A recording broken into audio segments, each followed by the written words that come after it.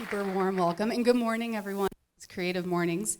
So as Ben mentioned, he had reached out to me during South by Southwest. We were on like the last 2 days of the event, and all I could think about was vacation and relaxing and doing nothing. And I pick up the phone, and he's like, hey, can you speak this month? We had a speaker change. I was like, sure, yeah, when is it? He's like, in a couple days. I was like, is there any flexibility at all with this date? I think I'd be a little more fresh if we pushed it. So he gave me a call back and said, hey, we're actually set for March 31st. And I immediately got the chills. Like, my heart dropped, my stomach started churning, and I was like, absolutely. Because 3 years ago, on March 31st, I made the biggest change in my life. So, a question before we kick this off. By show of hands, how many of you in the audience, and don't be shy, are at that place in their life where they know they need to make a change, how big or how small it is? Could be personal, could be professionally, but you're at that point where you need a change. That's good. Okay, everyone should raise their hand. We should always be evolving. We should always want to change. It doesn't matter what it is. Maybe some of you are too tired. With those who raise their hands, how many of you just don't know what the next step is, or frankly are a little scared? That's good. Fear is a liar, they say, but that's good that you may not know. That's exactly where I was on March 31st. It was Easter Sunday, 2013. I was sitting down to a pretty indulgent spread, and I was just unhappy. I had basically reached my breaking point. I was toppling over 300 pounds, way over 300 pounds, and I was unhappy. I knew I wasn't living my best life. Plus, I had quite a few embarrassing experiences that happened along the way. I would travel for work and not be able to fit into an airline seat. Clients would come to town into the office, and I'd take the elevator up, and they'd want to take the stairs, and I'd be winded, not able to have a conversation. And I ended up turning down a lot of fun times with friends just because I was uncomfortable in my own skin. So I went to bed that evening and thought about every single previous attempt that I tried to make to get healthy and what went wrong. And I realized there was a common theme. I had a lot of big goals, a lot of unrealistic timelines, and I was too extreme. I was very all or nothing all the time, which meant I was really good, but then I was really bad. But the other theme that started to emerge was that I just wasn't being good to myself at all. I wasn't being kind. So when I went to bed, I made a promise to myself that moving forward, I would just live kindly. And for me, that meant there would be no self-shaming, there would be no unrealistic timelines. I would just start doing, and I would start making small improvements and make small changes. But it wasn't easy. Like anything, you can't just go from doing nothing to trying to go 100 miles an hour or doing something. So I had to think a lot about it and think about what that meant. So when I woke up the next morning, it was April 1st, April Fools. I didn't tell many people about this. I didn't want them to think that I was pulling a fast one on them, especially because they had seen so many previous attempts and me trying to get healthy. So I went to where I knew there'd be the least amount of people who couldn't see me. Again, I was super uncomfortable in my own skin. So I went to Mount Bonnell, which most of you know has this huge flight of stairs that you can walk up and are like winded by the time you get to the top, even if you are like pretty healthy. So I started just by walking, and just by walking twice. And after the second time, I was cooked. So I went back home, came back the next day, tried 3 times. And I started to get a little more endurance. I started to lose some weight. I started to build some confidence.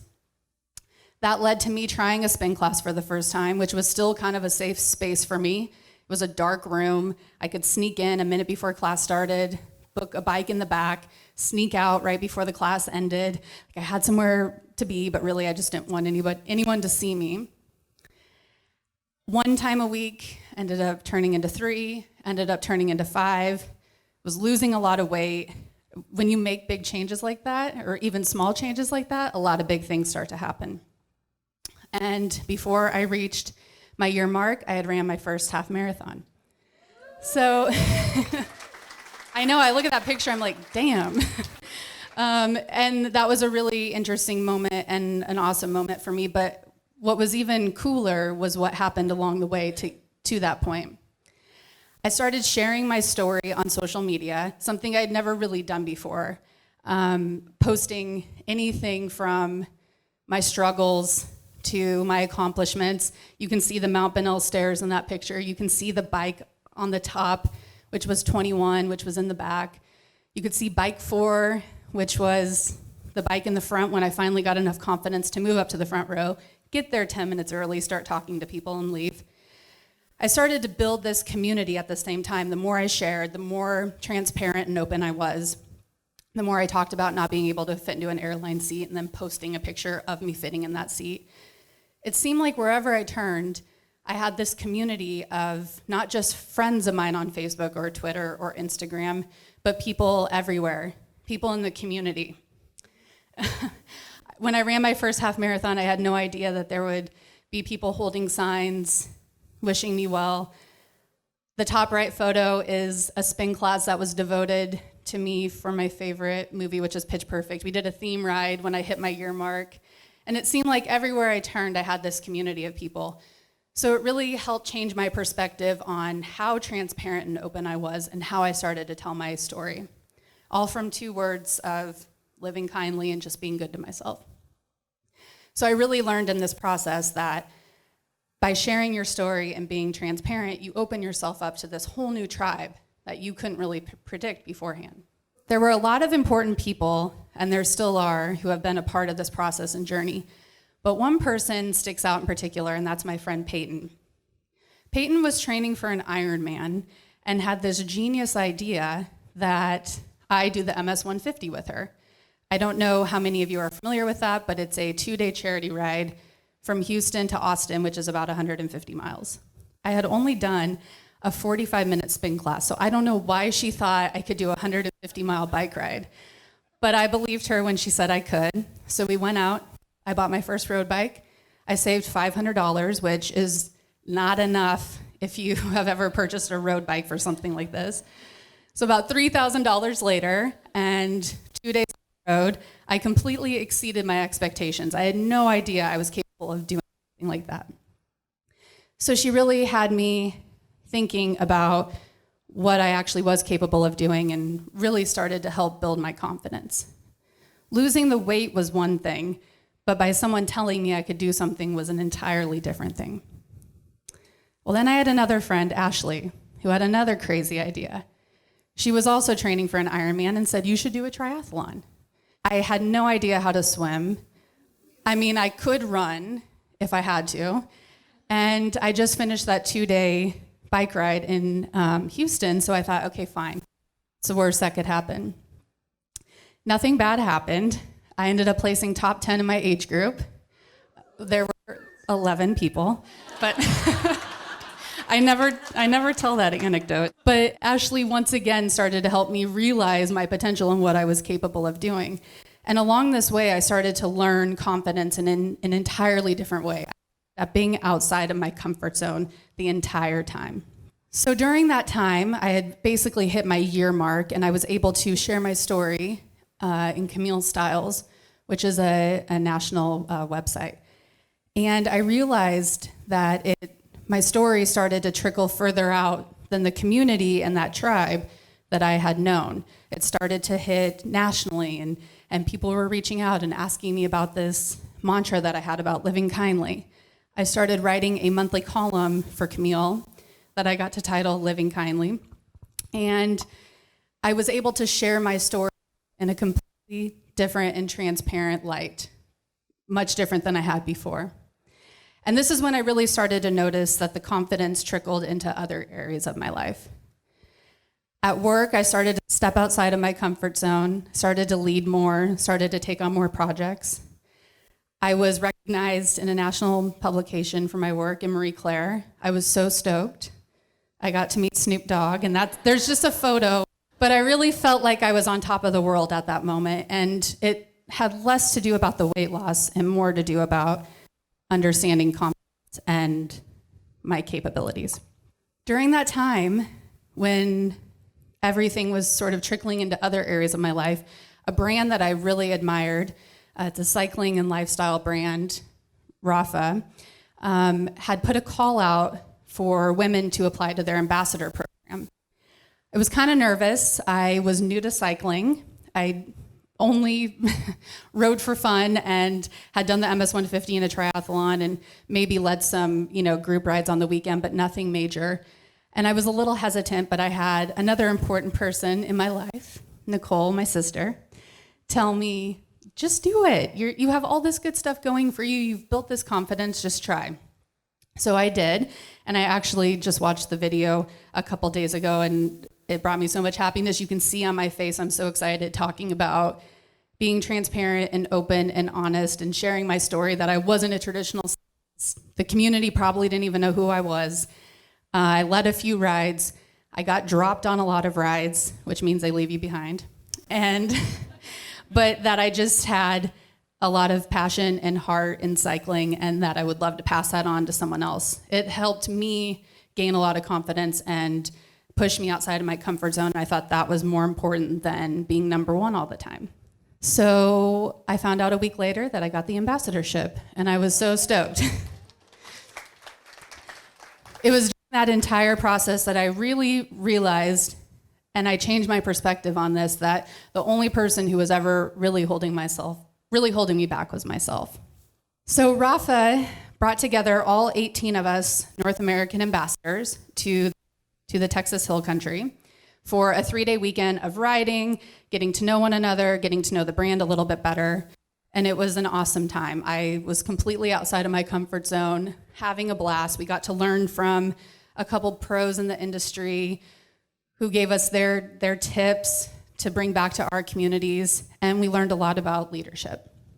But there was one day in particular that still sticks out and remains a pretty pivotal day in my life. It was on this day, it was our last day, day 3, and we were doing a 65-mile hilly ride.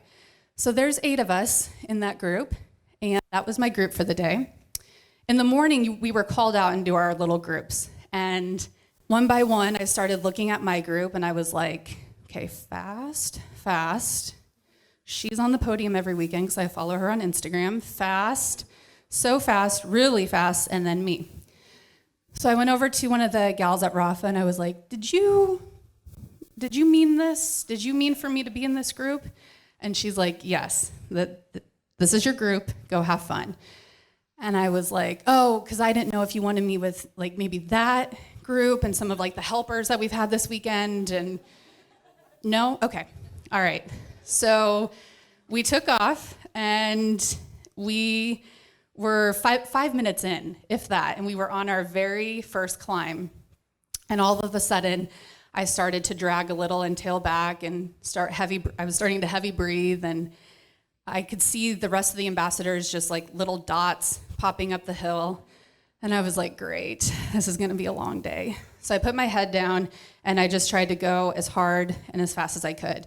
And the second I put my head up, it was like straight out of a movie. Second I put my head up, one of the ambassadors, Cynthia, turns around, comes back down next to me, and says, Kelly, right? And I was like, yeah. I mean, I was probably like, yeah, I'm completely out of breath. She's like, I'm gonna ride with you today. We're gonna go your pace, and we're just gonna have fun out here. And I was like, well, what about the other girls? They're like, zooming, like they wanna get this done. She's like, let them worry about themselves. This is your and I day. We're gonna have fun, and we'll meet them at the top. And I was like, okay. I'm so sorry. She was like major pro. I hadn't really seen her all weekend because she was always at the front of the group. And she's like, all right, I've got 2 rules if we're gonna ride together. And I was like, sure. She's like, 1, no apologizing. You're not gonna say you're sorry on this ride. We're out here, it's a gorgeous day. We're surrounded by new friends. We're doing our thing, we're having so much fun. We all love the bike, no apologizing. And I was like, okay, fair enough. And number 2, and she's like, we're gonna do a lot of cussing today because we have a lot of climbing ahead of us. So I wish I could say that Cynthia's words really propelled me to be fast and sprint up those hills the rest of the day, but it was completely opposite. I was zonked. I was so tired.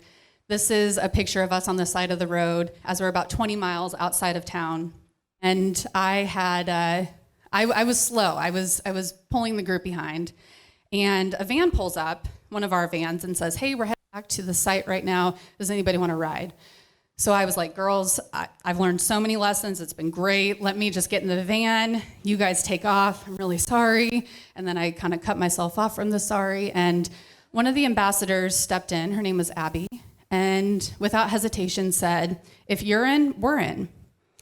And it was in that moment that I once again had that one person who gave me that confidence to finish the ride and make it home and feel great.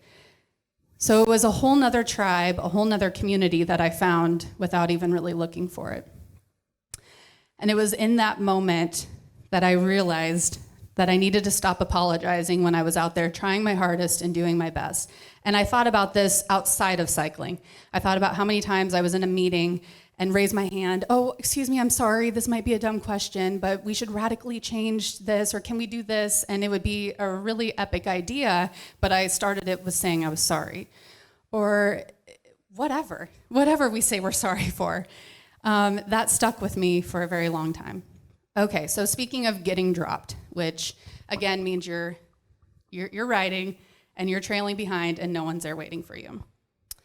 Bicycling Magazine had reached out to the community of cyclists over the summer and said, hey, does anybody know anyone who has a story about getting dropped? We have this feature coming up in the next month or so. And like wildfire, I started getting tagged on Facebook.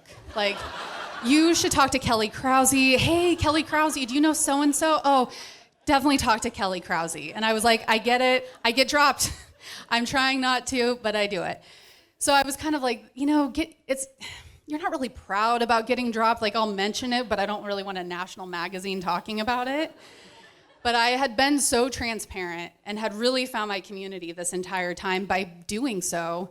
So I was like, yes, I'm all in. I'm not going to hide from something. It ended up being an amazing day.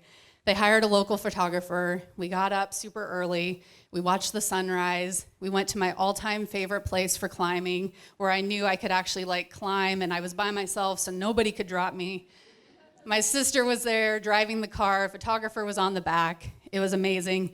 We went to my favorite coffee shop afterwards. The photographer caught this shot of me talking about the day and how much I love cycling. I mean, it was so cliche, but this is the spot where I found out about Rafa, where I found out I was an ambassador. It was an amazing day. It just sort of seemed to come full circle until I got the magazine. And I was so bummed out. I didn't think I looked like that. I had gotten up every morning, kid you not, every morning that summer at 4 a.m. to go work out, to go ride my bike, to go do what I love, to climb hills so I wouldn't get dropped, everything. And then I had this major reality check, much like I did that night on March 31st when I went to bed. And I asked myself a set of questions. Are you out there having fun? Yeah, of course. Look at the smile on my face. Look at that smile. Look at that smile. Are you doing what you love? 100%. Everything in that picture represents everything I love. Are you making small changes every day to get to where you want to go? Yeah. There's no question in my mind. I'm doing everything that I can be doing. Well, then there was no reason to be unhappy. There was nothing more that I could do. I just had to enjoy the process. So I went back to that place that's outside of Mellow Johnny's in Wampalota, where I found out about Rafa, where I went after my coffee after the photo shoot, and my sister caught that picture of me chatting about cycling and how much I loved it, and I was finally happy and at ease with myself. And I really started to learn that you have to enjoy the process, and that change is absolutely not a one-time thing, that we're always evolving every single day. For those who raise their hand wanting to make a change, is it so scary now knowing all you need to do is change your perspective? For me, my perspective changes every single day. My situation, my circumstances, what I love, whether it's related to my personal life, my professional life, the bike, anything. I'm constantly evolving, I'm constantly making changes, but I realized that I always go back to the exact same thing that I started with about being good to myself, and that's to live kindly. So thank you very much for waking up early and taking time out of your day.